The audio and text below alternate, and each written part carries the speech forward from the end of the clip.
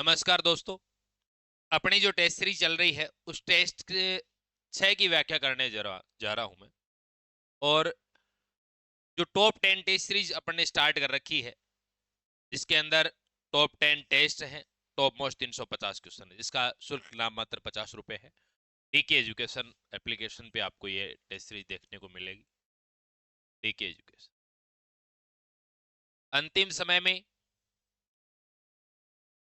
विद्यार्थी को test series के माध्यम से बहुत सारे क्वेश्चन सही समय के अनुसार टेस्ट देने चाहिए ताकि परीक्षा में आपको सहायता मिल सके। अपन third grade level 2 top test 6 की बात कर रहे हैं। मैं टेस्ट 5 करवा चुका हूं। ये टेस्ट आपका हुआ तो 20 दिसंबर को था। कब हुआ था? 20 दिसंबर। लेकिन इसकी व्याख्या आज करवाई जा रही, कोई बात नहीं, एक दो दिन आगे पीछे हो जाता है। अगला जो टेस्ट रहने वाला है, यानी टेस्ट जो 7 नंबर का जो टेस्ट रहेगा वो कब रहेगा? वो आपका 25 दिसंबर। इसके अलावा डीके एजुकेशन यूट्यूब पे जहां आप ये वीडियो देख रहे हैं, आप इन्हीं वीडियो की लिस्ट में देखेंगे तो संख्या पत्ती पूरे सारे क्वेश्चन करवा चुका हूँ, प्रतिशत के करवा चुका हूँ। कल सुबह लाभ हानि भी करवा दूंगा। तो मैं ऐसे सोच रहा हूँ कि 5 जनवरी से पहले पहले ही करवा दूं सारा सब कुछ, ठीक है? फिर 10 जनवरी को आपका टेस्ट रहेगा। आइए क्वेश्चन नंबर 1। आपकी स्क्रीन पे आपको क्वेश्चन नंबर 1 दिखाई दे रहा है। क्वेश्चन नंबर 1 क्या कहता है, सुनिएगा। 1/20 प्लस 1/30 प्लस 1/42 प्लस 1/56, इनको हमेशा किस तरीके से करेंगे? जैसे ये होता है, 20 को आप 4 × 5 लिख सकते हो, 30 को आप 5 × 6 लिख सकते हो, इसको 6 × 7 लिख सकते हो, इसको 7 × 8। ऐसा एक क्वेश्चन पेपर में कई बार पूछा जाता है, महत्वपूर्ण है। अब यदि आप इनको इस तरीके से लिखना चाहोगे ना, तो इसको लिख सकते हो आप 1/4 माइनस 1/5, इस तरीके से सबको लिख सकते हो। कैसे? अब वापस करके देख लो जाए। 20 एलसीएम लेंगे, 4 का भाग देंगे, 5 बार गया, माइनस का चिन्ह आ गया, 5 का 4, 1/20 आ गया ना, वही तो है। तो इसी तरीके से ये प्लस का चिन्ह है तो मैं बीच में प्लस का चिन्ह लगा दिया, लेकिन 1/30 को क्या लिख सकता हूँ? 1/5 माइनस 1/6 लिख सकता हूँ, प्लस का चिन्ह लगा दिया। 1/42 को क्या लिख सकता हूँ? 1/6 माइनस 1/7, फिर प्लस का चिन्ह लगा दिया। 1/56 को क्या लिख सकता हूँ? 1/7 माइनस 1/, जो कट रहा है उनको काट दो, देखो। माइनस का 1/5 प्लस का 1/5, माइनस का 1/6 प्लस का 1/6, माइनस का 1/7 प्लस का 1/, निकल करके आया लास्ट में 1/4 माइनस 1/8। यहाँ यदि एलसीएम लेता हूं तो 8 आता है, ठीक है। 4 का भाग दूंगा इसमें, 2, 2 माइनस 1 बराबर 1/8 निकल। भाग देंगे तो बोलो यहाँ क्या आ जाएगा? 0 पॉइंट, ठीक है। भाग दिया। या फिर आप एक तरीका बताऊंगे आपको, आप इसको ऐसे भी कर सकते हो, 1/8 ऐसे भी कर सकते हो कि सर ऊपर 100 कर दूं, नीचे 1/100 कर दूं, तो ये थोड़ा इजी वे में हो जाएगा। फिर आप काटेंगे गुरु जी, ऐसे कर दूं, 4 से काटा 4 2 8, 4 से काटा 25, 25/2 आ गया 12.5, 12.5/2, ये आ जाएगा 0.12। कभी दिक्कत आए ना तो 100 से ऊपर नीचे मल्टीप्लाई कर लिया करो, नीचे वाला रख लिया करो। और यदि सीधा करे तो सीधी सी बात है कि 1 के अंदर 8 का भाग देंगे, 0.10 आया। 8 एकम 8, 2 बचा 20, 8 2 16, 4 बचा 40, 0.125। तो आपका आंसर 1 में 3 आ जाएगा। ऐसे भी कर सकते हो। चलो आगे आओ। छोटी से छोटी वह संख्या जो 7, 14 और 21 में से प्रत्येक से विभाजित हो जाए। अब देखो, छोटी से छोटी 98 लेता हूं तो 98 7 से 14 से 21 से हो रही है, 7 से 14 से हो रही है, 21 से नहीं हो रही। यदि मैं इसको देखूंगा तो या तो क्या करो, या तो इनका एलसीएम निकालो। जैसे यदि आप करते हैं कि गुरुजी 14 7 14 21 का एलसीएम क्या आ जाएगा? 42 आ जाएगा। तो ये इससे नहीं कट रही। अब इससे बड़ी 394, ये भी नहीं कटेगी। फिर आपको 1764 देखनी पड़ेगी भाई, बड़ी से बड़ी 2056 है। 1764 देखेंगे जो कि क्या होता है? 42 का स्क्वायर होता है। ये तो 42 से कटेगी 42 बार, तो आपका आंसर ये दो में आपका राइट आंसर क्या रहेगा? 2 नंबर विकल्प रहेगा। चलो आगे आओ। अगला क्वेश्चन। x का 1/2 बराबर y का 3/5 हो तो x y से कितना प्रतिशत अधिक है? प्रश्नों का स्तर सारे ही प्रकार के प्रश्न है। जो टॉप मोस्ट 350 क्वेश्चन आपको टेस्ट सीरीज में दे रहा हूं, इसमें सारे प्रकार के क्वेश्चन आ जाएंगे। मैं यदि आपको बहुत ज्यादा खतरनाक स्तर के क्वेश्चन दूं, सीधी सी बात, आपका दिमाग खराब होना ही। जो आपके पेपर पहले पूछे गए हैं ग्रेड 3 में रीट में, उसी के अकॉर्डिंग अभी आपके टेस्ट लिए जा रहे हैं, ठीक है। वैसे यदि डेप्थ की बात करें तो डेप्थ का कोई वो नहीं है, कोई इसे मापा जा सकता है। इतना कठिन क्वेश्चन आपके स्तर का, आपके इस पेपर में इतना कठिन क्वेश्चन मैं डाल सकता हूँ कि जो आपसे 5 मिनट में नहीं होगा। सारी चीजें देख के बनाई जाती। देखो, x का 1/2 मतलब x का 1/2 यानी x बटा 2 बराबर y का 3/5 यानी 3y/5। भाई ऐसे लिख दो, कोई एक ही बात। x बटे y निकालो, x बटे y 3/5 है, ये 2 इधर चला जाएगा, बोले 6/5 हो जाएगा। ये आ गया। इसका मतलब क्या हुआ, x 6 है y 5 है। अब ये क्या कर रहा है, x y से कितना, यानी x है वो y से कितना, एक अधिक है। कितना अधिक है, एक अधिक है। लेकिन प्रतिशत में पूछा है, तो 5 के ऊपर एक अधिक इंटू 100 बोलो क्या हो जाएगा, 20%। 20% अधिक होगा। आपका राइट आंसर क्या होगा, 3 में 2 हो गया। चलो आगे आओ, अगला क्वेश्चन। लैपटॉप का वर्तमान मूल्य 6,561 रुपए है। यदि मूल्य में प्रतिवर्ष 10% का ह्रास होता है, यानी डिक्रीज होता है, कमी होती है, 3 वर्ष पूर्व इसका मूल्य क्या था। 10% का मतलब क्या होता है आपको गुरुजी, ये तो 1/10 होता है। इसका मूल्य पहले पहले कितना था, मूल्य 10 था, तो बाद में कितना, एक की कमी 9। 10 के ऊपर एक की कमी हो रही है, 10 से कितना हो गया, 9 हो गया। ये 3 वर्ष के लिए बोल रहा है, तो आपको कितनी बार लिखना पड़ेगा, 3 बार लिखना पड़ेगा। 9 फिर बोलो 10 से, ये क्या है, पूर्व का है, यानी पहले का है। ये क्या है, अब का है। यहां यदि मल्टीप्लाई करेंगे तो 1000 आएगा। आप कहेंगे कि पहले 1000 था, इसको मल्टीप्लाई करेंगे तो 729 आएगा। आप कह सकते हैं कि 3 वर्ष पूर्व लैपटॉप का मूल्य 1000 रुपये था, अब है 729। लेकिन ये अब का क्या कर रहा है, वर्तमान मूल्य, ये अब का कह रहा है। इसका मतलब ये हुआ, इसका मतलब क्या हुआ कि 729 यूनिट बराबर, 729 यूनिट बराबर कितना आया, 6561। एक यूनिट बराबर 6561 बटे 729। कितनी बार कटेगा, 9 बार कट जाएगा। 9 9 81, 1 2 9 2 18 2 26 6 9 7 63 2 65। ठीक है, आपको किसका मान चाहिए, आपको 1000 यूनिट का मान चाहिए।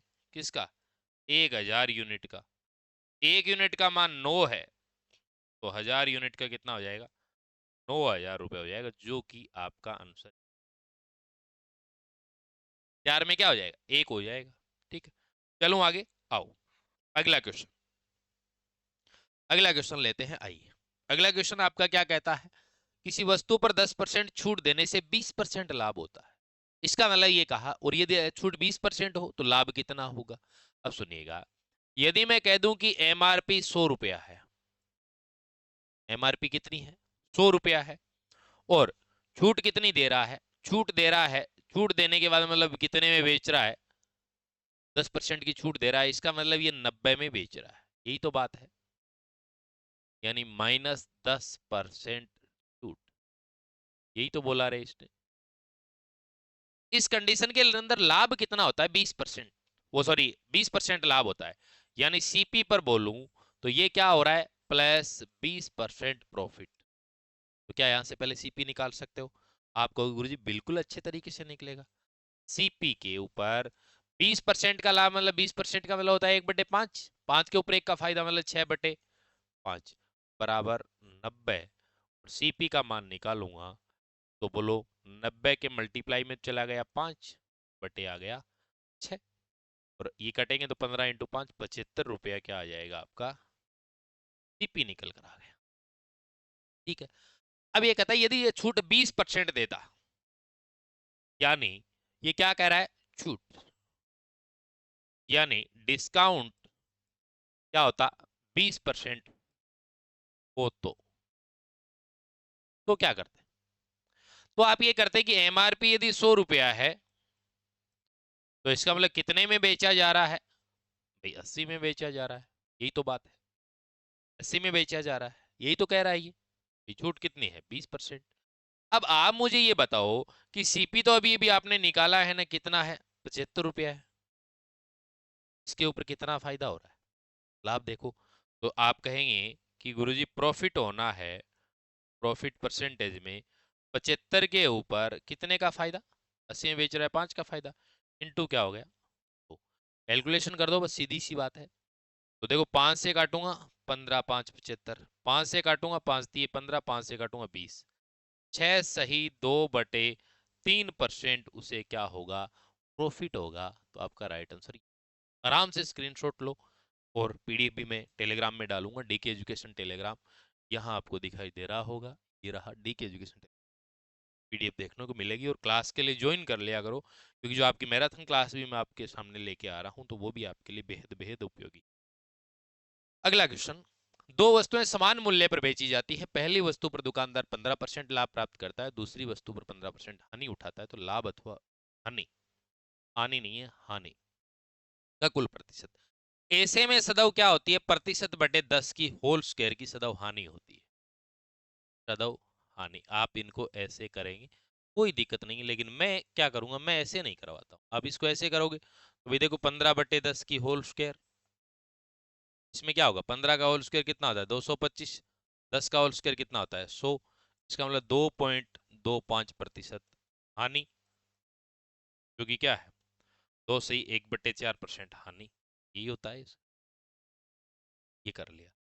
लेकिन ये तो एक ट्रिक हो गई इस तरीके से कि दो वस्तुओं के मूल्य, विक्रय मूल्य बराबर हो, और यदि पहली वस्तु पर 15% लाभ, दूसरी वस्तु पर 15% हानि, दोनों मान बराबर है तो सदैव हानि होती है। यदि दोनों वस्तुओं का क्रय मूल्य समान और एक वस्तु पर लाभ और दूसरी वस्तु पर हानि हो, और वो भी दोनों बराबर हो, उस कंडीशन के अंदर नए लाभ और नए हानि होती है। कब, जब क्रय मूल्य बराबर हो तब तो नो प्रॉफिट नो लॉस होता है, और जब विक्रय मूल्य होते तो प्रतिशत बटे 10 की होल स्क्वायर की सदैव हानि होती है, ऐसी बात होती है।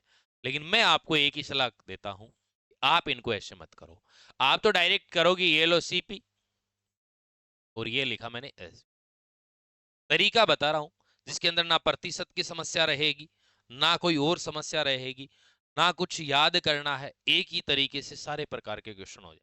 ठीक है, 15% का मतलब मैं जानता हूं क्या होता है, 3/20 होता है भाई, 15/100 या 3/20 होता है। लाभ होना है तो पहले वस्तु 20 की थी, तो बाद में लाभ हुआ तो 20 के ऊपर 3 का लाभ हुआ, 23 में बेच दी। पहले वस्तु 20 की थी, 3 का नुकसान हुआ तो 17, ये कंडीशन आ। लेकिन अभी आप जो आपने लिखा है इसमें क्या है, सीपी बराबर है, सीपी बराबर है, आपको क्या करना है, समान मूल्य पर बेची जाती है, यानी एसपी बराबर करना है, एसपी समान करें। एसपी समान करने के लिए इसको तो इंटू 17 से मल्टीप्लाई कर दो और इसको 23 से कर दो, हो जाएगा। अब देखो इसको इससे भी करो, 17 दुए 34, 340, इसको 23 इंटू 2 400, इधर करूंगा 23 इंटू 17 कितना आएगा, 17 51 का 1 5, 17 दुए 34, 34 और 5 40, और ये भी कितना आ जाएगा 391। यहाँ दोनों वस्तुओं का मिला के 2, 9 9 18 का 8, 3 3 6 1 782, यहाँ 0 6 4 10 0 4 3 7, 800 के ऊपर 782, ये हो रहा है। अब आप देख रहे हो सर थोड़ा सा हमें इसकी वजह ज्यादा लग रहा है, लेकिन एक से सारे ही हो जाएंगे आपके। ठीक है, और यहां मैंने क्या किया, दोनों वस्तुओं को जोड़ा है, कुछ जगह मैं मल्टीप्लाई करता हूं, लेकिन मल्टीप्लाई जहां करता हूं जहां दो वस्तुओं की बातें नहीं होती है, यहाँ दो अलग अलग वस्तुएं भी, पहली वस्तु 340 में खरीदी 391 में बेची, दूसरी वस्तु 460 में खरीदी 391 में बेची। ठीक है ना, तो इस कंडीशन के अंदर प्लस होगा, अन्यथा आप देखेंगे कि सर आपने यहां तो इनको मल्टीप्लाई किया था। ठीक, बात समझ रहे हो ना, जहां वस्तुओं की बात आती है वहां प्लस करते हैं। यहां से देखेंगे कि गुरुजी 800 के ऊपर कितने का नुकसान, 18 का नुकसान, इंटू कर दिया मैंने 100, 2 जीरो से 2 जीरो, 2 से कट जाएगा 9 दुए 18, 2 से कट जाए सॉरी 2 से कट जाएगा 4 दुए 8, 2 से कट जाएगा 9 दुए 18। ठीक है, फिर काटेंगे तो 4 दुए 8, 2 सही 1/4% की हानि, ये आपका आंसर ये रहा। आपको तरीका ये ही अपनाना है, मेरी यदि आप बात मानते हैं तो। बात समझ में आ गई, चलो आगे आओ। अगला क्वेश्चन, 23,500 रुपए की राशि को ए बी सी में इस प्रकार बांटा जाता है, तो ये लो साहब बांट देंगे, क्या दिक्कत है, ए बी सी, ये 3 4 5 है, तो इसको एक काम करो इनका एलसीएम निकाल लो ना, 5 4 20, 20 में नहीं जाता 60 में जाएगा भाग, 60 एलसीएम ले लो। ठीक है, तो ये तो आ जाएगा 20 3 60, ये आ जाएगा 15 4 60, ये हो गया 12 5, ये आ गया, मतलब ए को 20 मिले, बी को 15 मिले, सी को 12 मिले, सिंपल अपन ने रेशियो निकाल लिया। यहां पर देख रहे हैं 20 और 15 35, 35 और 12 47, 47 यूनिट अपन कह रहे हैं टोटल 47 मिल रहे हैं, ये कहता है 23,500 मिल रहे हैं। इसका मतलब एक यूनिट बराबर निकालेंगे तो 23,500 बट्टे कितना 47, ये काटूंगा तो बोलो कितना आ जाएगा 500 आ जाएगा। इसका मतलब मैं यहाँ पूछूं आपसे कि सी को पूछ रहा है तो भाई सी को 12 मिले है ना, तो 12 इंटू 500 बराबर 6,000 रुपए किसको मिले, सी को मिले, जो आपके 2 नंबर विकल्प में है। तो साथ में आपका राइट आंसर क्या हो जाएगा 2 हो जाएगा, साथ में क्या हो जाएगा 2 हो जाएगा। चलो आगे आओ, अगला क्वेश्चन। एक पुत्र एवं उसके पिता की आयु का अनुपात, किसका कह रहा है पुत्र और क्या कह रहा है पिता, इनकी आयु का अनुपात जो दिया हुआ है वो दिया 1:4। ये कह रहा है उनकी आयु का गुणनफल, गुणनफल है तो भाई इसको x और इसको 4x लेना ही लेना पड़े, ठीक है। क्यों, क्योंकि गुणनफल में स्क्वायर गुण हो जाता है, तो इसी तरीके से इसको गुणा करेंगे तो 4x² बराबर कितना 196, 4 से काटूंगा तो x² बराबर आ जाएगा 4 4 16 49 आ जाएगा, x बराबर कितना आ गया 7, ठीक है।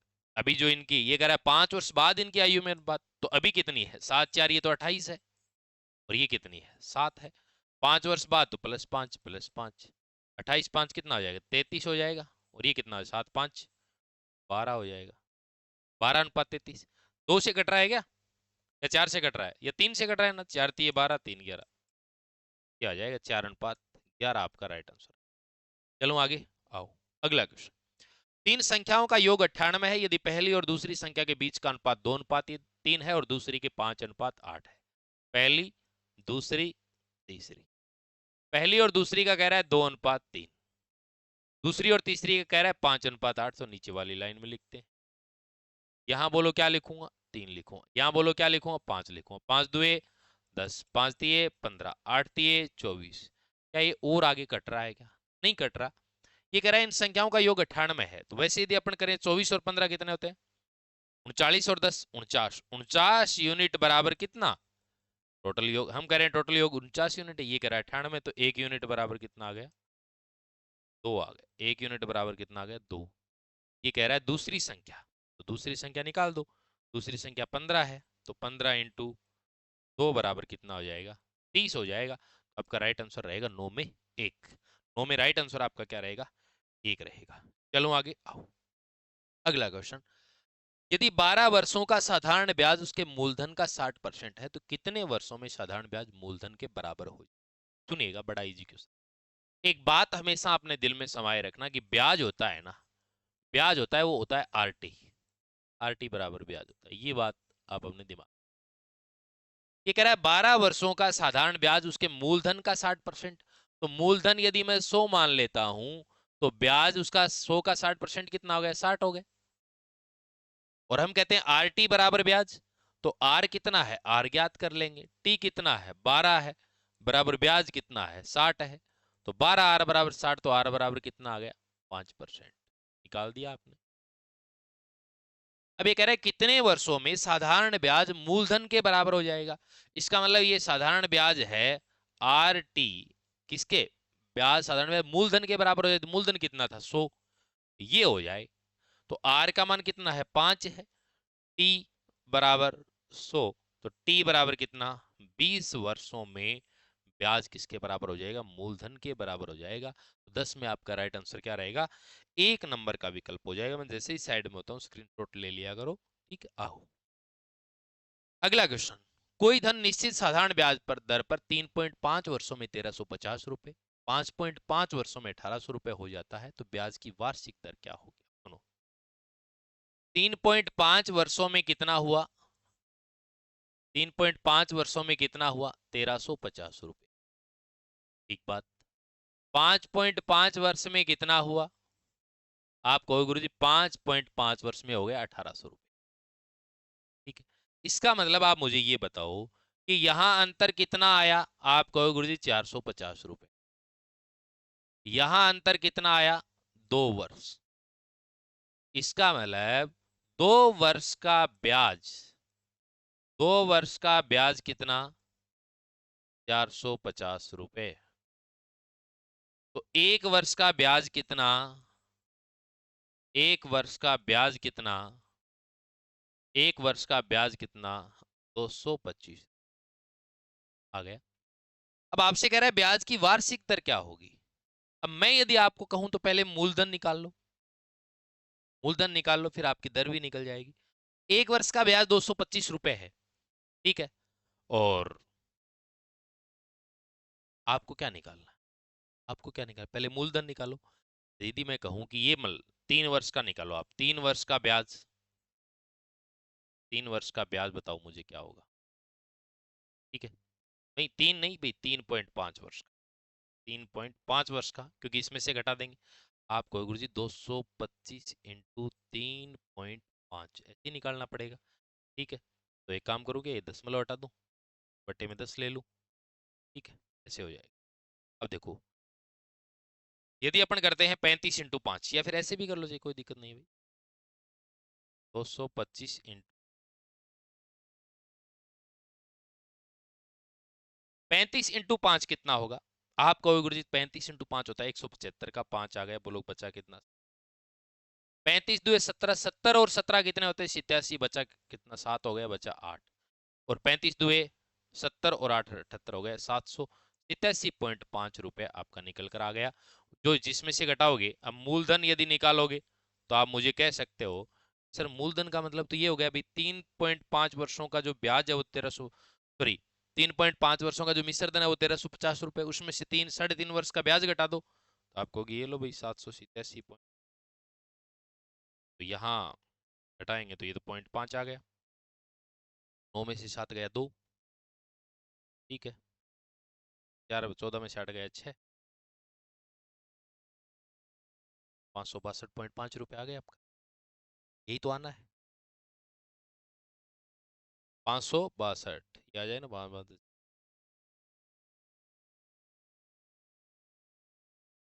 ये आपका मूलधन निकल कर आ गया। अब आप यदि डायरेक्ट करें तो सीधी सी बात है, मूलधन जैसे आपको ब्याज निकालना है तो एक वर्ष का ब्याज मुझे बता सकते हो क्या, 225 रुपये है, पर अब मूलधन कितना निकल कर आया, 562.5 रुपये निकल कर आया। आर आपको ज्ञात करना है, टी आपको एक वर्ष का ही निकालना है, क्योंकि एक वर्ष का ब्याज रखा है ना आपने बटे 100, तो सोल्व करना है। भी ब्याज बराबर मूलधन इंटू दर इंटू समय बटे 100, तो ब्याज तो कितना है एक वर्ष का 225, तो एक वर्ष लिखा, मूलधन 562.5 है बटे 100 है, सिर्फ सोल्व करना है, बाकी कुछ भी नहीं है। दशमलव हटा दूं, जीरो लगा दूं, ठीक है। अब आर बराबर क्या आएगा, 225 इंटू 100 आ गया, बटे 56 इस बराबर, सिर्फ और सिर्फ यहां से ये आपने डायरेक्ट किया है, उसके बाद आपको सिर्फ कैलकुलेट ही करना है, बाकी कुछ भी नहीं है। कैसे, यहां से 2 वर्ष का ब्याज है, फिर 1 वर्ष का ब्याज ले लिया, 3.5 वर्ष का ब्याज घटा दिया तो मूलधन आ गया, फिर मूलधन इंटू दर इंटू समय बटे 100 नहीं किया। अब यहां से करो, चलो अब एक बात बताओ मुझे कि ये कितनी बार कट सकता है, 225 से यदि मैं पूरा ही काटू तो,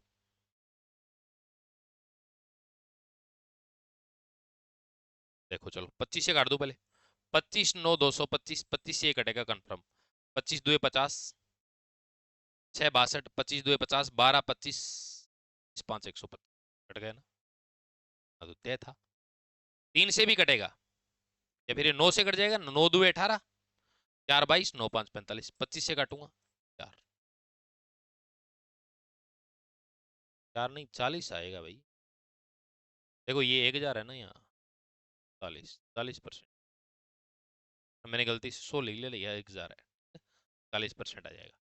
11 के अंदर आपका राइट आंसर क्या रहेगा, 2 नंबर विकल्प रहेगा। चलो आगे आओ।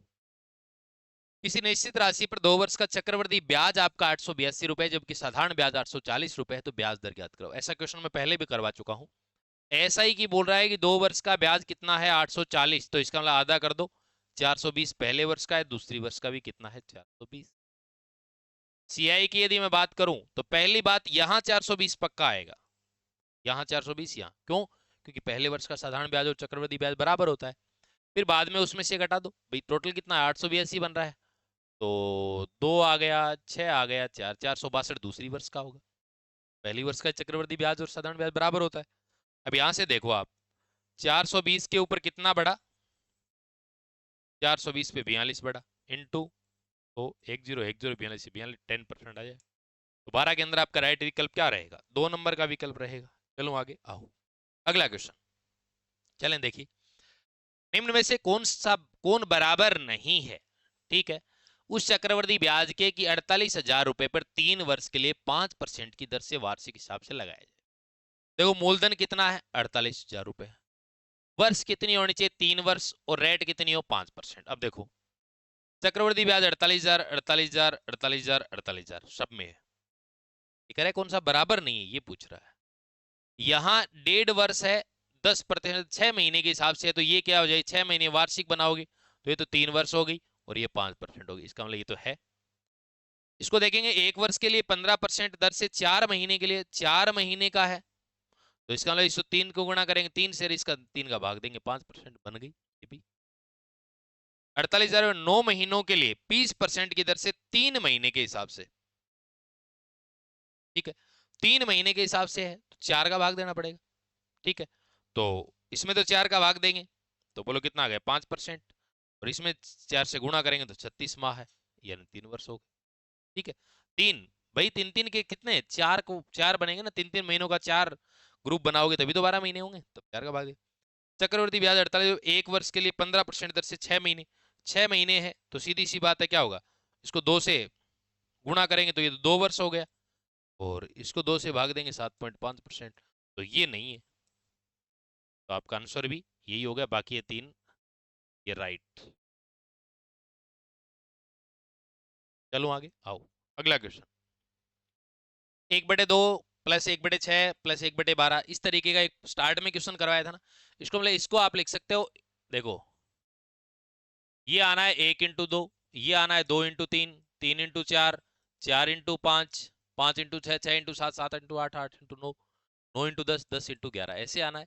अब आपको पता चल गया कि आप इसको क्या लिख सकते हो, देखो किसके, 1/1 माइनस 1/2 प्लस, अब आप इस तरीके से लिखते जाएंगे, ठीक है, लास्ट में वो क्या लिखा जाएगा, लास्ट में वो क्या लिखा जाएगा, प्लस 1/10 माइनस 1/11।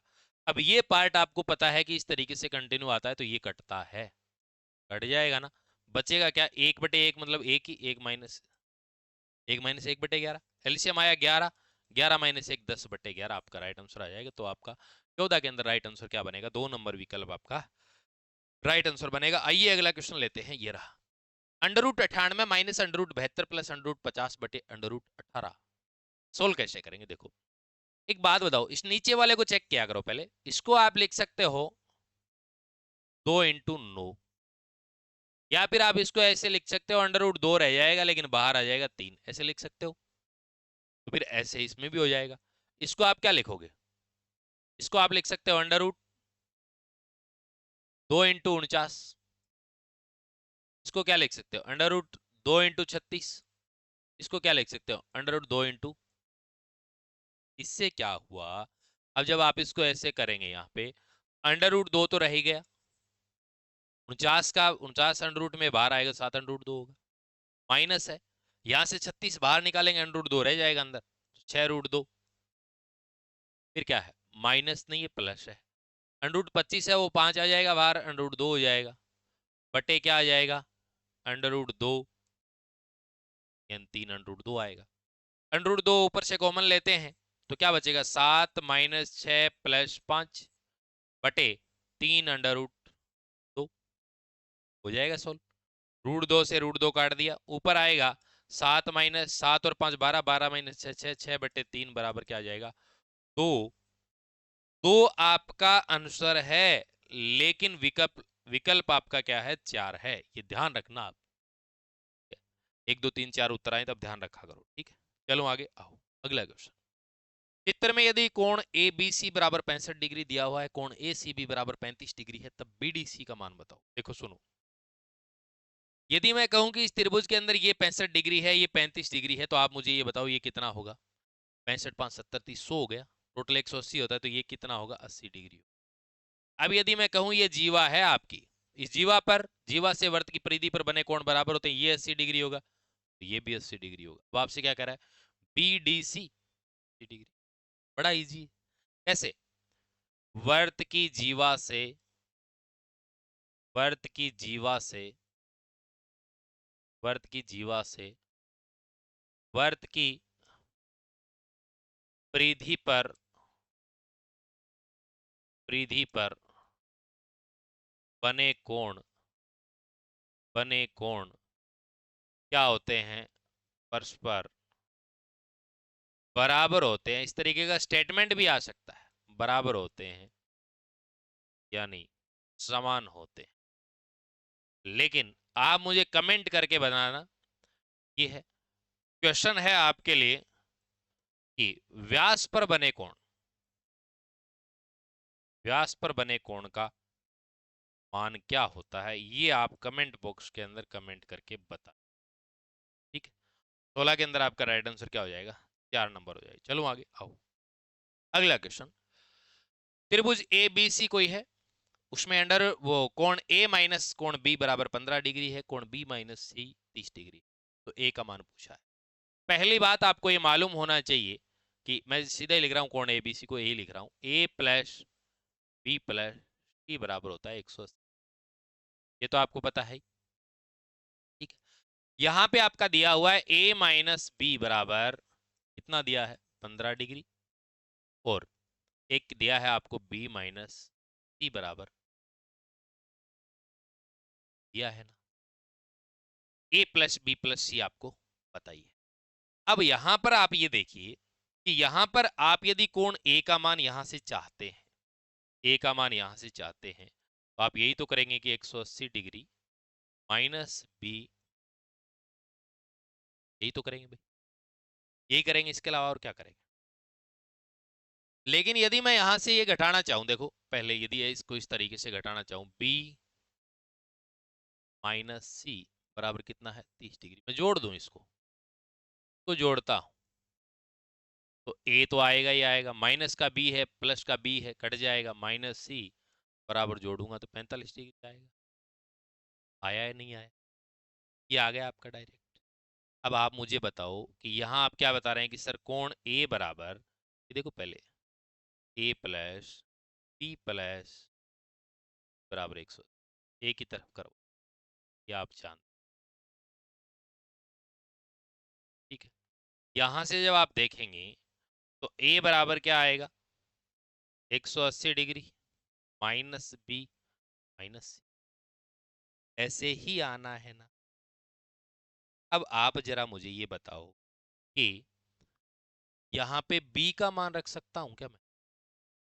b का मान, ठीक है, 180 डिग्री माइनस बी माइनस सी, ठीक है, और बराबर मैंने क्या लिखा है? लेकिन ये a माइनस सी में इधर ले आऊं, एक मिनट, a माइनस सी 45 डाल दिया ना, a माइनस सी। अब एक काम करो ना, आप ऐसे करो, यहाँ से a का मान निकालो, या a का मान निकाले 180 डिग्री माइनस, काम करो इसको ऐसे रख दो, यहाँ लिख दो इसको।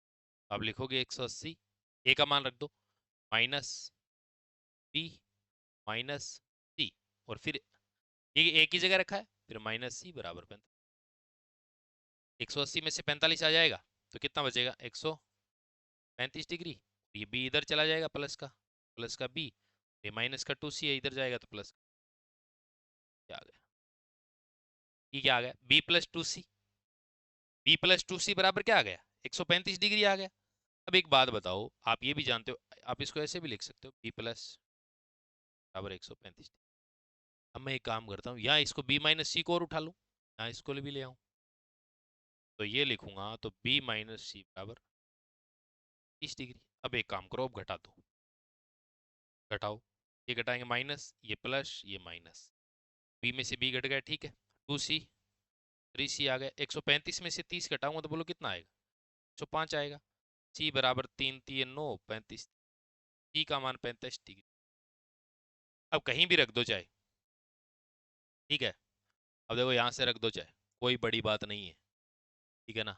ये आप जानते हो ना, a माइनस सी बराबर 45 डिग्री, सी का मान 35 रखना, a बराबर a माइनस 35 डिग्री बराबर 45, ये माइनस का 35 इधर जाएगा तो 45 प्लस 35 हो जाएगा 80 डिग्री हो जाएगा, जो कि आपका ये आंसर 17 में आपका राइट आंसर क्या हो जाएगा? 2 नंबर का विकल्प। चलो आगे आओ। साथ स्क्रीनशॉट लेना है, आराम से ले लो भाई। सीधा से इसमें a माइनस सी निकाल दिया, यहाँ से a प्लस बी प्लस सी बराबर 180 होता है, a का मान 180 माइनस बी माइनस सी है, यहाँ रख दिया। फिर ये आ गया आपका b प्लस टू सी बराबर 100। तो b और c के पद में रैखिक समीकरण है, यहाँ भी एक b माइनस सी ले लिया, केवल c बचा। c का मान आते ही यहाँ रख दिया, एक आ गया। ठीक है। और यदि आप चाहते हैं कि सर b का निकालना है तो b का यहाँ रख दो।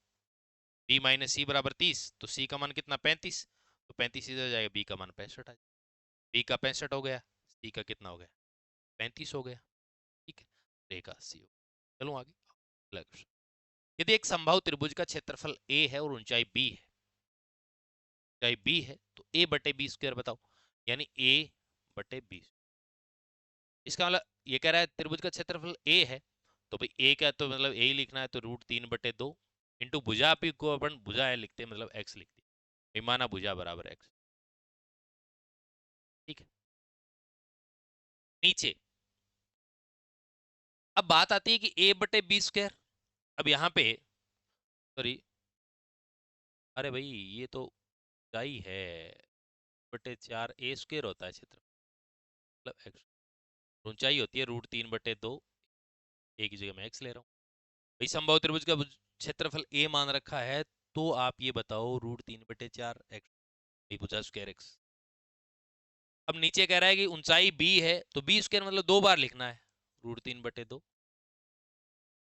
अब इसको सोल्व करना है, x² x √3, ठीक है, और 2 दूए 4 तो 4, a बटे बी स्क्वायर बराबर क्या है, ऊपर तो एक ही बचा, नीचे रूट आ जाएगा।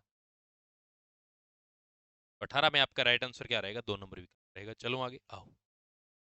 एक वर्गाकार मैदान का क्षेत्रफल 6400 वर्ग मीटर है। एक व्यक्ति द्वारा इस मैदान की परिमिति पर 5 चक्कर लगाए जाने पर तय दूरी, देखो एरिया 6400 है, तो भुजा क्या आ जाएगी, भुजा क्या होगी 80 मीटर, क्योंकि वर्ग का क्षेत्रफल क्या होता है भुजा स्क्वायर, 80 × 80 6400 आना है। मैदान वर्गाकार मैदान है, उसका परिमाप कैसे निकालोगे, परिमाप परिमाप क्या निकालो, 80 × 4 बराबर 320 मीटर, यही होता है भाई, 4 इंटू भुजा। 5 चक्कर, तो 5 × 320 मीटर, ये आएगा आपका आंसर। 5 चक्कर में तय दूरी, और इसको निकालें 0, 5 2 10 का 0, 5 3 15 1 1600 मीटर, ये आपका आंसर आ जाएगा। 1600 मीटर कहीं दे नहीं रखा है, 1.6 किलोमीटर हो जाएगा, 1.6 किलोमीटर या 1.6 किलोमीटर। तो आपका राइट आंसर 19 के अंदर क्या बनेगा, 3 नंबर बनेगा। चलो आगे आओ अगला क्वेश्चन। एक समकोण त्रिभुज में यदि इसकी भुजाएं 15 सेंटीमीटर और 8 सेंटीमीटर एक दूसरे के लंबवत हो तो इसका परिमाप, देखो एक समकोण त्रिभुज ऐसे बना देता हूं, ए बी, ये 15 बोल रहा है, ये 8 सेंटीमीटर बोल रहा है भाई, लंबवत भुजाएं ऐसे ही, तो बोलो ये कितनी होगी, 17 सेंटीमीटर आ जाएगी। क्यों, क्योंकि 15 का वर्ग 225 होता है, 8 का वर्ग 64 होता है, 5 4 9 22 से 28 289, ये क्या है 17 का स्क्वायर ही तो है, आ गए। अब बताओ परिमाप पूछ रहा है, क्या पूछ रहा है परिमाप, तो जोड़ दो सबका, 15 + 8 + 17, 15 8 23 17 40 सेंटीमीटर आ जाएगा आपका। 20 के अंदर आपका राइट आंसर क्या रहेगा, 1 नंबर विकल्प रहेगा। चलूं आगे आओ। एक घन के एवं उसके अंदर समा जाने वाले सबसे बड़े गोले के आयतनों का अनुपात, देखो मैं कह दूं कि एक घन है, उसका आयतन क्या होगा, आयतन क्या होगा भाई भुजा क्यूब, भुजा को मैं ए मान लूं तो इसका मतलब a³। अब गोले का आयतन क्या होता है 4/3 πr³, यही होता है। तो ये क्या हो गया घन, क्या हो गया गोला, यही तो है। अब आप मुझे बताओ कि घन की भुजा मैं ए मान लेता हूं, वो तो ए की ए ही रहनी है, जैसे आपका कमरा है कोई घनाकार, उसके अंदर समा जाने वाले सबसे बड़ा, यदि उसके अंदर यदि जैसे आपका एक कार्टून है, चौकोर कार्टून है, डिब्बा है, उसके अंदर बड़ा सा बड़ा यदि गोला फिट कर दिया, अब आप बताओ ये जो भुजा होगी उस घन की भुजा होगी, उस गोले के व्यास के बराबर नहीं होगी। ये आपको सोचना पड़ेगा। भाई आपके पास चौकोर डब्बा है, उस चौकोर डब्बे में आप पूरी पूरी जैसे वॉलीबॉल होती है वो डाल रहे हो, जो सभी भुजाओं को टच कर दे, पूरी फिट फिट आए, तो इसका मतलब उस गोले का व्यास है वो उस घन की भुजा के बराबर नहीं होगा क्या? इसका मतलब गोले का व्यास 2r ए, तो ये व्यास होगा वो किसके बराबर होगा? घन की भुजा के बराबर होगा। तो यहां से r क्या आ जाएगा? a/2 आ जाएगा। यही तो है। अब r बराबर यहां रखेंगे तो ये तो आ गया a³ बराबर 4/3 पाई। r की जगह रखोगे a/2 a³, a³ बात है यहाँ a³ 4/3 पाई a³/2 की क्यूब क्या लिखोगे? 8। ऐसे ही तो लिखोगे, a³ से a³। अरे भाई a³ से a³, 4 से काटा 2, 1/पाई/6। और ये जो आएगा ये आएगा 6/पाई, 6/पाई। 21 में आपका राइट आंसर क्या रहेगा? 4 नंबर रहेगा। ठीक है, चलो आगे आओ। 4 सेंटीमीटर और 8 सेंटीमीटर के क्रम से भीतरी और बाहरी व्यासों वाले खोखले गोले को गलाकर 8 सेंटीमीटर व्यास के आधार वाला एक ठोस शंकु बनता है। शंकु की ऊंचाई क्या है? 4 सेंटीमीटर भीतरी व्यास, तो इसका मतलब इसको काट दो 2 सेंटीमीटर, इसको काट दो 8 को, बोलो 4 सेंटीमीटर के क्रम से भीतरी और बाहरी व्यासों वाले, बोलो ये क्या बन गई? त्रिज्या। एक खोखले गोले को गलाया जाता है, मतलब इसका आयतन निकालना है। गलाकर 8 सेंटीमीटर व्यास, इसका मतलब इसको क्या लिख दूं? 4 सेंटीमीटर त्रिज्या, त्रिज्या के आधार वाला एक ठोस शंकु बनाया जाता है। शंकु की ऊंचाई बताओ। अब एक बात बताओ, मैं कह दूं कि शंकु का आयतन है बराबर v प्लस बेलन, यही तो होगा। एक बात, अब आप मुझे ये बताइए, शंकु की ऊंचाई के बारे में बोल रहा है, शंकु का आप क्या जानते हो? शंकु का आयतन जानते हो? 1/3 पाई r²h, ये तो शंकु का है। और बेलन का क्या होना है? बेलन का क्या हो जाएगा? पाई r²h, बेलन का हो जाएगा। यही तो है। अब आप मुझे ये बताओ, शंकु का लिखता हूं 1/3 पाई r², शंकु 4 सेंटीमीटर दिया गया आधार वाला ठोस शंकु, 4/3 पाई r²h, तो बोलो 4 का स्क्वायर कितना हो जाएगा? 16 बराबर। खोखला बेलन है तो भाई बड़े बेलन के आयतन में से छोटे बेलन का आयतन घटाएंगे, पाई r²। अब देखो आर इतने, सॉरी, बड़ा बेलन कौन सा, बड़ी त्रिज्या कौन सी है? 4, 4 का स्क्वायर 16 इंटू h। अब एक बात गौर से सुन, कि इस तरीके के व्यास वाले खोखले सॉरी खोखला गोला है क्या? अरे अरे माफी चाहूँ भाई, गोला, गोला है तो इसका क्या आएगा भाई? 4/3 पाई r क्यूब, माफी चाहता हूँ, 4/3 पाई, माफी चाहूंगा।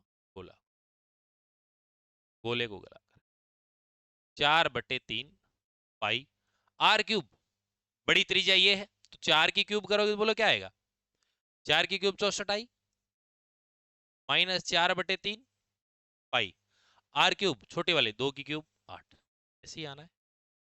अब देखिए जरा, ये आ गया आपका 1/3 पाई इंटू 16 इंटू एच बराबर 4/3 पाई, तो कॉमन लिया और 64 में से 8 घटाता हूं तो बोलो क्या आ जाएगा? 56। अब इसको सोल्व करो, ठीक कीजिए। 3 से 3 काटा, पाई से पाई काटा, 4 से काट दूं 4 बार, और 4 से इसको काटूंगा तो 4 एकम 4, 14 4, एच बराबर क्या आ गया? 14 सेंटीमीटर, जो कि आपका राइट आंसर बनेगा 22 में 2 नंबर का विकल्प। सीधा सीधा क्वेश्चन, सीधी सीधी चलें अगले क्वेश्चन पे आइए। 8 सेंटीमीटर त्रिज्या वाले एक धातु के गोले को पिघलाया जाता है और उससे पुनः 0.5 सेंटीमीटर त्रिज्या की गोलियां बनाई जाती हैं, तो गोलियों की संख्या देखो। गोलियां कैसे निकालोगे? गोलियां चला मत देना, बस गोलियां कैसे निकालोगे? ठीक है, बड़े गोले का आयतन, बड़े गोले का आयतन, बड़े गोले का आयतन क्या है, उसमें से एक गोली का आयतन का भाग दे दो तो गोलियों की संख्या आ जाएगी। एक गोली के, एक गोली का आयतन,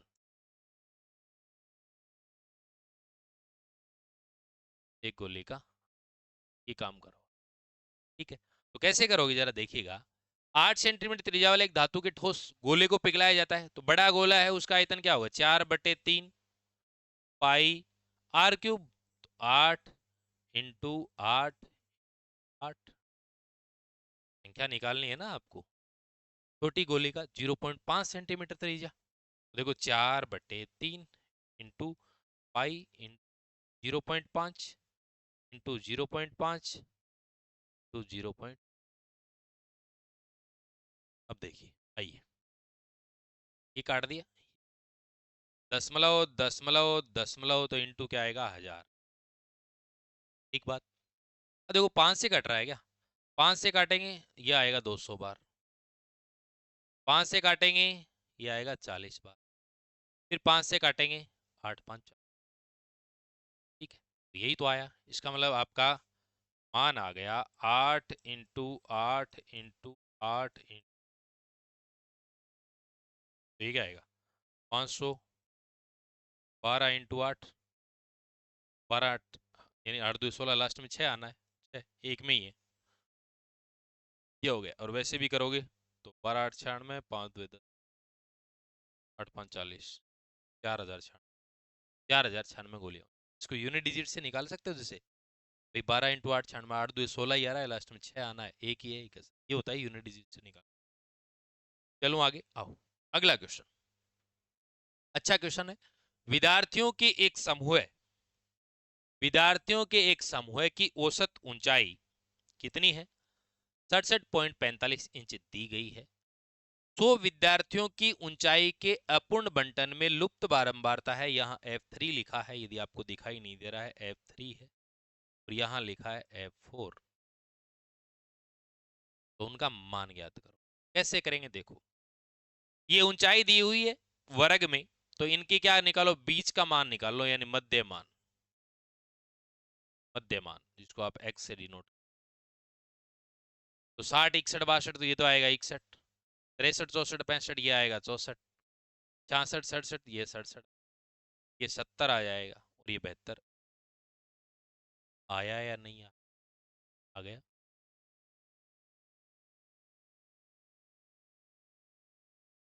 ये एफ है, संख्या है, मतलब फ्रिक्वेंसी है विद्यार्थियों की संख्या, तो यहाँ एफ एक्स का मान भी निकाल दो।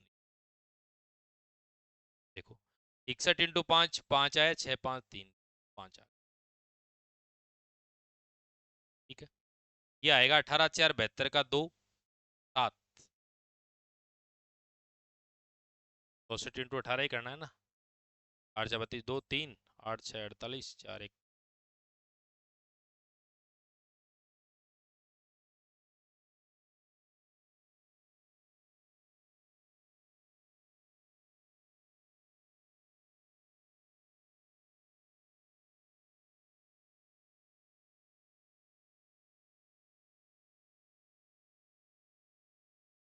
तो 64 × 18 करना है, 18 4 72 का 2 बचा कितना 7, 18 6 108, 108 और 7 115, क्या आ गया, ये क्या आएगा 67 F3, ये क्या आएगा 70 F4, ये क्या आएगा 73 × 8 8 3 24 का 4 बचा 2, 8 7 56 2 58,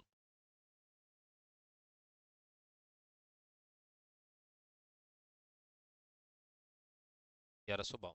इनका टोटल भी कर दो भाई, टोटल टोटल कितना आएगा 305 तो एक है, 1152 एक है, और 584 एक है, तो ये 5 2 7 है, ये 305 1152 और 584।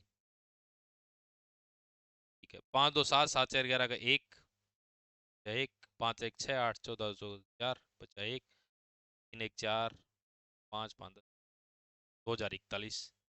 ये जो टोटल आएगा वो मान कितना आएगा 2041 प्लस 67 F3 प्लस 70 F4। ये आ गया, ठीक है।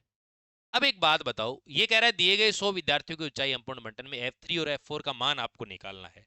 तो आप मुझे ये बता सकते हो क्या कि यहाँ पे ये टोटल विद्यार्थियों की संख्या ये क्या कह रहा है, टोटल 100 है, टोटल क्या है 100 है, ये बात ये कह रहा है ना।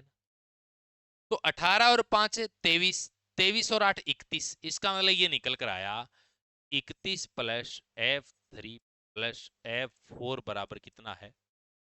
आप कहोगे गुरुजी ये तो 100 है, तो इसका मतलब F3 प्लस F4 बराबर 100 में से 30 घटाऊं 70, एक और घटा दूं उन्हें, एक इक्वेशन ये निकल कर आ गई। एक आपका ये कह रहा है कि 67.45 है, वो क्या है औसत ऊंचाई, तो इसका मतलब टोटल का योग बटे टोटल संख्या। तो इसका मतलब टोटल कितना है, टोटल तो है ये 2041, दूसरे कलर से लिख दूं आपके समझ, भाई औसत यही तो होता है कि सभी का योग, तो सभी का योग कितना है 2041 है क्या, प्लस 67 F3 प्लस 70 F4 बटे विद्यार्थियों की संख्या 100, तो ये क्या आता है औसत ऊंचाई, औसत ऊंचाई तो आती है, ये क्या है 67 और आगे सरल करूं तो ये आ जाएगा 67 F3 प्लस 70 F4, ये 100 इधर करूंगा तो बोलो 6745 ही तो आएंगे, और ये 2041 इधर माइनस कर दूंगा तो ये लो भाई 2041, 5 में से गया 4 0, 7 6 में से 47 0 4 आ जाएंगे, ये लो तो लिख देता हूँ 47 जी, एक इक्वेशन आ गई आपकी ये, ठीक है। अब एक आ गई आपकी ये, इन दोनों से सोल्व करना पड़ेगा। तो एक बात बताओ, यहाँ पे मैं F4 वाला मामला में खत्म कर देता हूँ, यहाँ लिख देता हूँ, और मैं इंटू क्या कर रहा हूँ, इंटू यहाँ 70 कर देता हूँ, 70 थोड़ा इजी हो जाएगा, 70 F3 आ जाएगा, बिल्कुल आ जाएगा, प्लस 70 F4 आ जाएगा, बिल्कुल आ जाएगा, इसको 70 से गुणा करूंगा तो जीरो आएगा, 9 7 63 का 3 आ गया, बचा 6, 9 7 63 का 3 बचा 6, और 6 7 42 6 48, सोल्व करो, यहां पर सोल्व करोगे, जरा मुझे ये बताओ, ये माइनस का ले लूं, ये माइनस का ले लूं, ये माइनस का ले लूं, इधर तो दिखाई दे रहा है, ये कटेगा, कटेगा, यहां आया माइनस का 3 F3 बराबर, ये 4830 है, इसमें से घटाऊंगा तो एक काम करो, 4830 में से 4700 घटाओ सीधा 130, फिर 4 और घटाऊंगा तो बोलो 126 आएगा माइनस का, ये माइनस माइनस काट दो, F3 बराबर इसको मैं भाग दूंगा 3 4 12 42, F3 का मान 42 है, F3 का मान 42 है, देखो किस में नहीं है, एक में ही, सीधी सी बात है, ये फाइन गया।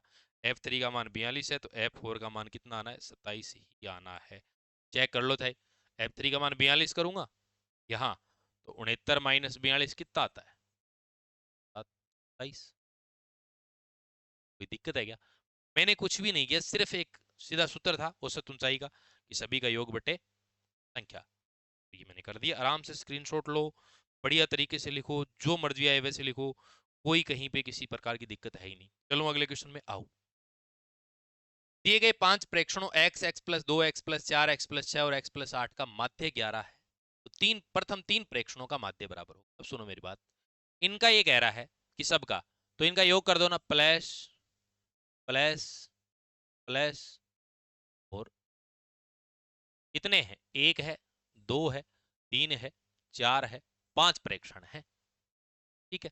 तो इनका योग करेंगे तो भाग किसका देंगे, 5 का देंगे, इनका माध्य क्या आ रहा है 11 आ रहा है, योग करो, ये 1x 2x 3x 4x 5x plus 2 और 4 6 12 8 20, काट दूं, 5 का दोनों तरफ ही भाग दे दूं, तो इधर दूंगा तो बोलो 5 कट जाएगा, इधर दूंगा 4, x प्लस 4 बराबर कितना, x प्लस 4 बराबर कितना 11, तो x बराबर क्या आ गया 7। अब ये कह रहा है प्रथम तीन प्रेक्षणों, तो प्रथम तीन प्रेक्षण क्या है बताओ, x का मान है 3 सॉरी 7, अगला है 7 प्लस 2 9, फिर अगला कितना है 7 प्लस 4 11, 7 9 11 कंटिन्यू है तो इसका मध्य बीच वाला होगा, ये आपका आंसर। और वैसे भी प्रथम पद प्लस अंतिम पद बटे 2, तो 7 प्लस 11 18 बटे 2 9, और वैसे भी यदि बात करें सबका योग करें 11 और 9 20, 20 और 7 27, 27 बटे 3 9, कैसे भी कर लो 25 के अंदर आपका राइट आंसर होगा 2। चलो आगे आओ, अगला क्वेश्चन, निम्न में से कौन सा सही है? इंपॉर्टेंट है भाई, ये आपको ध्यान में रखना ही पड़ेगा, जो कि क्या होता है, बहुलक बराबर 3 मीडियन, मीडियन माइनस 2 मीन, ये होता है इंपॉर्टेंट है। तो बहुलक बराबर 3 माध्य का माइनस 2 माध्य, ये हो जाएगा आपका। अब बीच में आपका राइट आंसर क्या रहेगा? 4 नंबर विकल्प रहेगा। चलो आगे आओ, अगला क्वेश्चन क्या कहता है कि एक पासे के एक उछाल में उसके ऊपरी फलक पर एक अभाज्य संख्या प्राप्त होने की, तो प्रायिकता यदि आप निकालेंगे तो टोटल कितने होते हैं? एक पासे को एक बार उछालें 6 कंडीशन बनेंगी कुल, लेकिन ये कह रहा है ऊपरी फलक पर अभाज्य संख्या। तो अभाज्य संख्या एक से यदि 6 की बात करूं तो बोलो क्या है? 2 है, एक तो होती नहीं है, एक 3 है, 4 क्या है? कंपोजिट नंबर है, भाज्य है, एक 5 हो जाएगी। 3 ही तो ऐसी संख्या बनी, तो 3/6 बराबर 1/2, ये आपका राइट आंसर हो जाए। चलो आगे आओ, अगला क्वेश्चन। ये क्या क्वेश्चन है कि ऊपर लिखा है, अब देखिए इसको सोल्व करते हैं। आओ यहाँ पे देखिएगा, ये 8 के घनमूल है, तो 8 का घनमूल मैंने 2 लिख दिया। 16 के वर्गमूल लिखा है तो मैंने 4 लिख दिया। डिवाइड का चिन्ह है मैंने लगा दिया। अंडर रूट के अंदर 100 है, 49 भी है, तो अंडर रूट हटाएंगे तो 100 तो आ जाएगा 10, 49 आ जाएगा 7, इंटू ये 125 के यहाँ 3 लिखा है, इसका मतलब घनमूल है, तो ये आ जाएगा 5। अब देखो इसी कंडीशन के अंदर 2/4, ये भाग को मल्टीप्लाई में चेंज करते हैं, 7 ऊपर चला जाएगा, 10 नीचे आ जाएगा, इंटू 5। अब देखो ऐसे, जैसे मैं कह दूं कि 5, जैसे मैं कह दूं 50 डिवाइड 2, 25 ही तो होता है, इसको ऐसे भी लिख सकते हैं 50 इंटू 1/2, कोई बड़ी बात नहीं है। ठीक है, अब यहां से सोल्व कर दो, सीधी सीधी माथापच्ची कोई है ही नहीं। 2 से काटा 5 बार, 5 से 5, 7/4, 7/, तो आपका 28 में आपका राइट आंसर क्या रहेगा? 2 नंबर का विकल्प रहेगा। चलूं आगे आओ, अगला। यदि बहुपद x³ minus 4x² plus x plus 6 का एक शून्य है -1, इसका मतलब x प्लस 1 किसका फैक्टर है? तो एक तरीका तो ये है कि इसमें एक x प्लस 1 का सब में भाग दो, ये ऐसे x³ minus 4x² plus x plus 6 और x प्लस 1 का भाग दो, जिसे आप विभाजन एल्गोरिथम कहते हैं, वो यहां बनेगी। विभाजन एल्गोरिथम, विभाजन एल्गोरिथम आपके सिलेबस में है, लेकिन यदि आपको बच्चों को पढ़ाना हो ना, आप विभाजन एल्गोरिथम से पढ़ाते हैं, लेकिन अपने से कोई कैलकुलेशन नहीं देखता, अपनी सॉल्यूशन का तरीका नहीं देखता, अपने को आंसर निकालने हैं। तो इसका मतलब मैं ये कह रहा हूं कि एक शून्य का यदि एक्स का मान यहाँ पे एक्स की जगह -1 रखेंगे, इसका मतलब इसका मान 0 आएगा, यही तो कहता है शून्य का। तो आप मुझे ये बताओ कि आपके पास ये इक्वेशन है x³ minus 4x² plus x plus 6 बराबर आना चाहिए 0। यदि x का मान -1 रख रहे हैं तो ये -1 आएगा, ये -1 प्लस का हो जाएगा तो -4 आएगा, ये -1 आएगा, ये प्लस का 6 आएगा। तो बोलो माइनस, ये माइनस का 6 और ये प्लस का 6 कट गया ना। लेकिन अब आपको इसमें से देखना है अन्य शून्य के, आप क्यों करो ये माथापच्ची, छोड़ो। आप तो डायरेक्ट देखो, x का मान -2 रख के देख लो ना, जैसे ये देख लो, -2 रख के देख लो, तो -2 की जगह -8 आएगा, फिर माइनस यहाँ x का मान -2 रखेंगे तो प्लस का 4 हो जाएगा, -2 का स्क्वायर 4, 4 4 16, फिर यहाँ -2 रखना है, -2 प्लस 6, इनका मान देखो जरा जरा आ रहा है, माइनस के 8 और माइनस के 16, तो माइनस के 24 और माइनस ज्यादा हो गए तो नहीं आता। इसके अलावा -2 तो हो नहीं सकता, तो -2 नहीं हो सकता तो ये नहीं हो सकता, तो ये भी नहीं हो सकता, कट गया ना। अब जरा देखो 2 हो सकता है क्या? 2 देखो, 8 2 की क्यूब माइनस 16 प्लस 2 प्लस 6, 6 और 2 8 और 8 16 -16, तो हो सकता है। अब -3 और चेक कर लो, भाई ये तो कह रहा है वो है, -3 और चेक कर लो। यदि -3 नहीं है तो फिर आंसर अगला होना है। -3 देखो, -3 की क्यूब करेंगे तो माइनस का 27, -3 तो ये बोलो 3 का स्क्वायर 9, 9 4 -3 -37, ये नहीं हो सकता, तो इसका ये भी नहीं हो सकता, तीनों नहीं हो सकते, तो आपका आंसर क्या हो जाएगा? 4 नंबर विकल्प हो जाएगा। 2 तो है ही है, 3 और चेक कर लो, यदि मैं तो आपको चेक करके बता रहा हूँ, बाकी आंसर 4 हो गए। 3 की क्यूब होगा 27, -3 का स्क्वायर 9 9 4 36, प्लस का 3 प्लस का 6। अब जरा चेक करना, 3 और 6 9, 9 और 27 36, 36 -36 बराबर 0। तो विभाजन एल्गोरिथम लगाने की आवश्यकता नहीं, तनाव नहीं लेना, 29 4 हो जाएगा। चलो आगे आओ, अगला। x की घात 4 plus 5 x cube plus 6 x square, x की घात 4 plus 5 x cube plus 6 x square के फैक्टर निकालने हैं। हिंट दे रखा है, देखो यहाँ x कॉमन ले रखा है, x square x x x square ही ले लो, जो बड़ी से बड़ी वो कॉमन आ जाएगा एक्स स्क्वायर। तो यहाँ क्या बचेगा एक्स स्क्वायर, प्लस यहाँ क्या बचेगा 5x, प्लस यहाँ क्या बचेगा 6।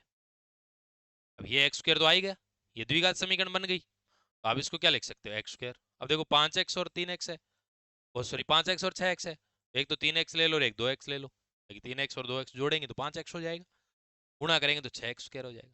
ये लो x square plus 3x plus 2x plus, फिर और आगे करेंगे एक्स स्क्वायर। अब देखो यहाँ से क्या आ जाएगा x कॉमन आ जाएगा, x तो x प्लस 3, यहाँ से क्या आ जाएगा प्लस 2 कॉमन आ जाएगा x प्लस 3। ठीक है, अब देखो एक्स स्क्वायर बना एक तो एक्स स्क्वायर, एक तो ये अंदर बना क्या x प्लस 3 और एक x प्लस, ये आपका आंसर आ गया एक्स स्क्वायर एक्स प्लस 3 और x प्लस 2। आपका 4 नंबर विकल्प राइट रहेगा। क्या रहेगा 4 नंबर का विकल्प राइट रहेगा। चलूं अगले क्वेश्चन में, आओ इससे पहले मैं आपको बता देता हूं ये डीके एजुकेशन एप्लीकेशन पे टेस्ट सीरीज चल रही है, जिसका फायदा उठा सकते हैं।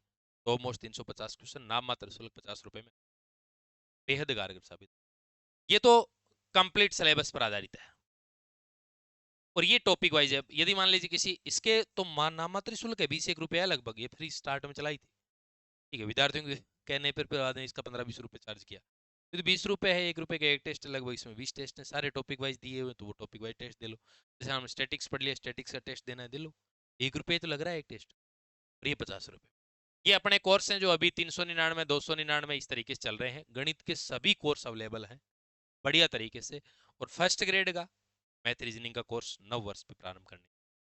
ठीक है, ये हमारी किताबें हैं जो साजिद सर और मेरी किताबें आती हैं साथ में, इजी साइंस पब्लिकेशन साथ में हमारा इजी साइंस। चलो आगे आओ, अब लेते हैं अपन 5 क्वेश्चन। निबंधात्मक प्रश्नों के लिए क्या सही है, अभिव्यक्ति के अवसर होते हैं क्या, अभिव्यक्ति के अवसर होते हैं क्या, बिल्कुल होते हैं अभिव्यक्ति। लेकिन वस्तुनिष्ठता, ये तो वस्तुनिष्ठ प्रश्नों में होती है, ये नहीं है। लेखन कौशल का मूल्यांकन किया जाता है, विश्वसनीयता इसमें नहीं पाई जाती है। तो आपका आंसर क्या होगा, कौन सा सही है, 1 व 3 सही, आपका राइट ये हो जाए। चलो आगे आओ, अगला। निम्न में से विद्यालय के लिए गणित में मौखिक कार्य की सर्वाधिक महत्वपूर्ण विशेषता। मौखिक कार्य से मानसिक प्रक्रियाओं का विकास करती है, बिल्कुल सही बात है। यह समय बचाती है, बिल्कुल सही बात है। पेपर पेंसिल की आवश्यकता मौखिक कार्य में नहीं होती, बिल्कुल। मौखिक रूप से प्रश्नों को हल करने योग्य बनाती है, चारों ही बातें सही है। लेकिन आपने एक नोट किया क्या, सर्वाधिक महत्वपूर्ण विशेषता, सर्वाधिक, तो सर्वाधिक तो ये है कि जो मानसिक प्रक्रिया है, मेंटल एक्टिविटीज है, उनका विकास ज्यादा करती है, मतलब दिमाग दिमाग में होता है, तुरंत आंसर देता है, ठीक है, फटाफट देता है। तो इसके अंदर 32 में आपका राइट आंसर सर्वाधिक महत्वपूर्ण विशेषता आपसे पूछा गया है, तो आपका राइट आंसर क्या हो जाएगा, 1 नंबर विकल्प हो जाएगा। हालांकि ये नहीं है इस मौखिक कार्य की सारी ही इनकी विशेषताएं हैं। चलो आगे आओ, अगला।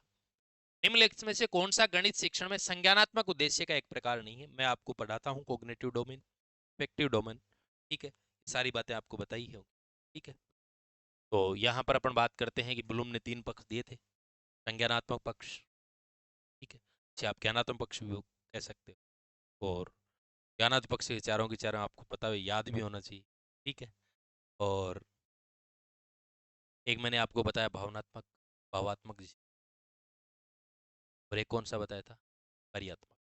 तो ज्ञानात्मक उद्देश्य के यानी आपके कितने 6 बताए थे आपको। ज्ञान होता है, अवबोध होता है, ज्ञानोपयोग होता है, विश्लेषण संश्लेषण मूल्यांकन, वो अनुप्रयोग भी होता है, लेकिन कौशल नहीं होता है। ठीक है, आप एक काम करेंगे, कमेंट बॉक्स में ये बताएंगे कि ज्ञानात्मक के जो मैंने आपको 6 बताए हैं, 6, वो इस तरीके से लिखें, ज्ञान कोमा डैश डैश 6 लिखे कमेंट बॉक्स, मान जाऊंगा कि वास्तव में आप, ठीक है, बिना देखे। 33 के अंदर आपका राइट आंसर क्या हो जाएगा, 3 हो जाएगा। चलो आगे आओ। चित्रों को आवश्यकता अनुसार बोर्ड पर अपनी जो नीड है उसके अकॉर्डिंग चिपकाकर कक्षा कक्ष में प्रदर्शित किया जाता है। चित्रों को, वो फ्लानेल बोर्ड होता है, कौन सा होता है, फ्लानेल बोर्ड। आगे, कमरे की चारों दीवारों का क्षेत्रफल आप किस विधि से पढ़ाना पसंद करेंगे? कमरे की चारों दीवारों का क्षेत्रफल पढ़ाना है, ठीक है। तो यदि मान लीजिए कमरा क्या है, घनाकार है, तो उसमें चारों दीवारों के कितने 4 वर्ग बनेंगे, मतलब तोड़ दिया आपने। वे कमरा है, उसकी 4 दीवारें हैं, चारों वर्गाकार हैं तो 4 वर्ग बने। यदि अलग अलग हैं तो बोलो क्या हो जाएंगे, 4 आयत बनेंगे, जिसमें आमने सामने के बराबर होंगे। तरीके से क्या करते हो आप, अलग अलग चारों दीवारों का क्षेत्रफल निकालते हो, जोड़ते हो, इसमें तोड़ कर फिर जोड़ते हो। तो पहले आप कौन सी विश्लेषण विधि से, यानी तोड़ तोड़ कर। तो 35 के अंदर आपका राइट आंसर क्या हो जाएगा, 4 नंबर का विकल्प राइट रहेगा। बाकी आप डीके एजुकेशन टेलीग्राम चैनल अवश्य ज्वाइन कर लें, किसी प्रकार की यहाँ पर अनर्गल बातें नहीं होती है। यदि चीज़ें सही लगें तो कमेंट बॉक्स के अंदर कमेंट करके बताना, लाइक शेयर भी जरूर किया करो, और कल मैं लाभ हानि की भी क्लास डाल। ठीक है, मिलते हैं नेक्स्ट सेशन में, तब तक बने रहें, अपनी पढ़ाई में मस्त रहें, स्वस्थ रहें। जय हिंद, जय भारत।